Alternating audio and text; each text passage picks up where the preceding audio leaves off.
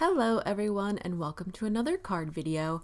Today I'm a little swollen from dental surgery, so please forgive me.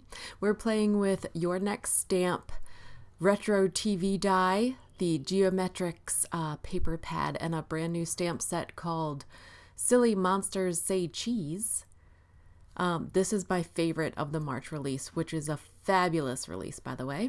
So I'm starting with a Simon Says Stamp Fog card base and a Night of Navy front panel. I used this stencil by MFT and some white pigment ink to make this radiating rays, and I cut it down with the Your Next Stamp stitched rectangle die. I'm using my Sidekick to cut out some gold mirror cardstock by Tonic Studios, and I'm just using these spellbinders. I think it's Count the Stars set to cut out these stars. And I'm going to cut several sheets of Neenah 110-pound cardstock because I'm going to make a shaker card out of this retro TV die.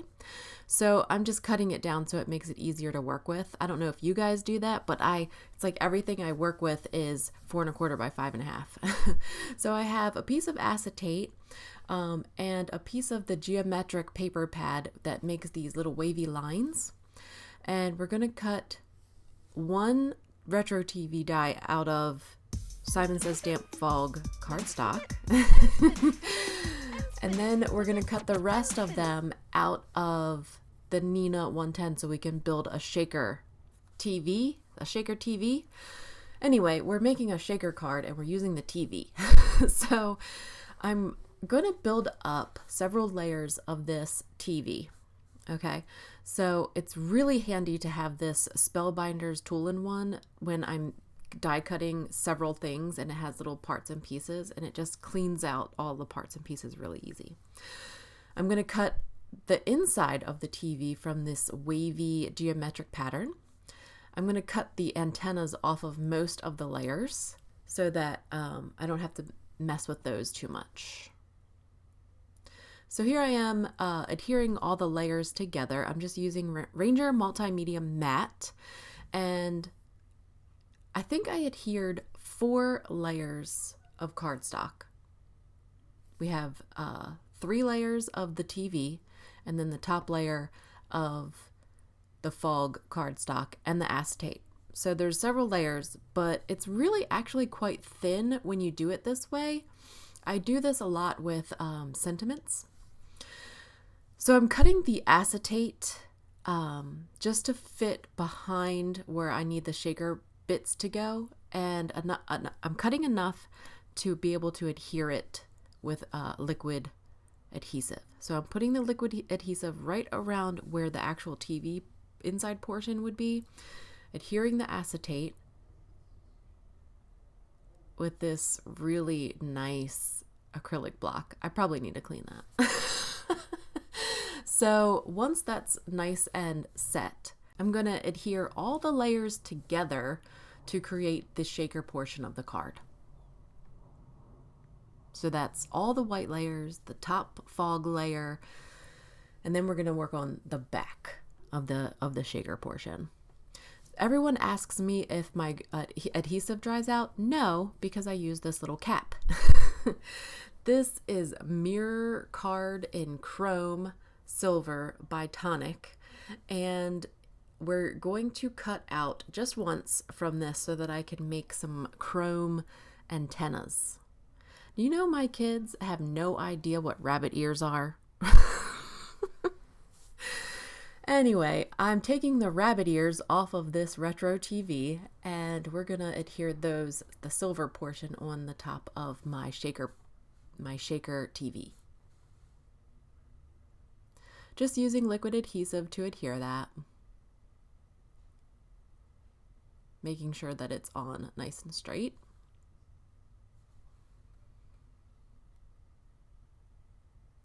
And I actually cut out some dark wood.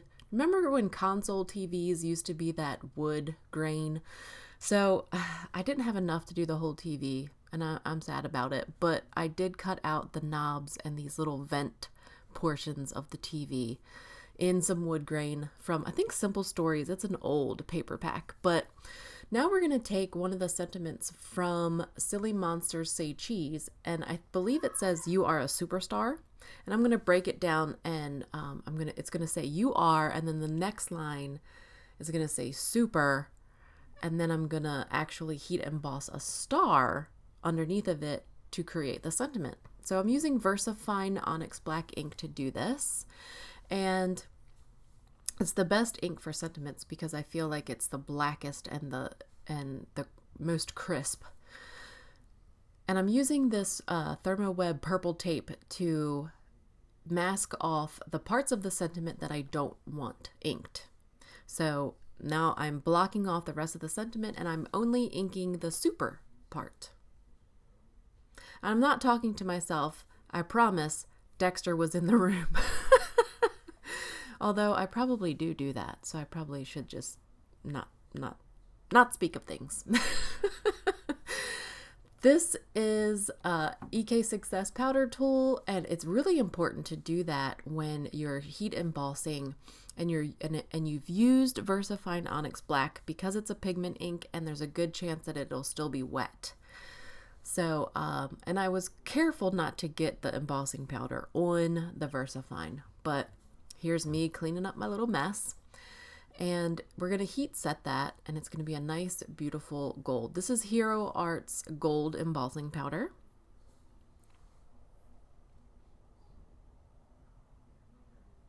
And this is going to be the back of our shaker portion. So in order to adhere this, I'm cutting out some copy. This is copy paper or printer paper or whatever you want to say. And I'm cutting it just like I did the acetate so that it fits nicely behind my TV, but it gives me room to adhere it. And this is convenient because I'm going to, I can see through this typing paper. Okay, so I've adhered the back. Now I'm going to put liquid adhesive around the sides of it.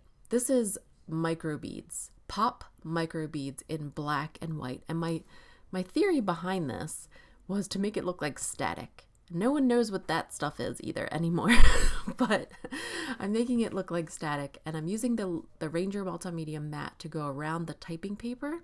And because I can see through the typing paper, I can see where this portion is going to go so that I can adhere it somewhat where it's supposed to be. Of course, I wasn't perfect, so I need to trim off some stuff that was peeking out the side, but it made it nice and sealed so that my micro beads wouldn't fall out. I think that's super cool. It makes a good sound and it looks really cool, and it really does remind you of static. Anyway, we're using Your Next Stamp Black Olive ink to stamp my image that I'm going to use today, and it's just this monster that is holding up something like an Oscar or some type of award or trophy. And I'm using my Copic markers to color him in. He's going to be wearing a very nice blue suit with some brown shoes. I do have a Copic color map on my blog if you're interested in the exact colors that I used. Anyway, he's going to be wearing a blue suit with brown shoes, and I'm going to try to color the award in gold or some yellows that kind of look like gold. And then after I'm done coloring him, I'm going to use my Goldfaber colored pencils to kind of add some shading. I've been really enjoying using both coloring mediums together recently. His skin tone is, I tried to make it not human, but it looks a little bit more human than monster, but I think it ended up kind of cool in the end. He has white horns and more of a natural, like a human skin tone, but I think it looks kind of cool. So I'm just adding in the last bits of color. It takes forever to color images. I don't know about you guys.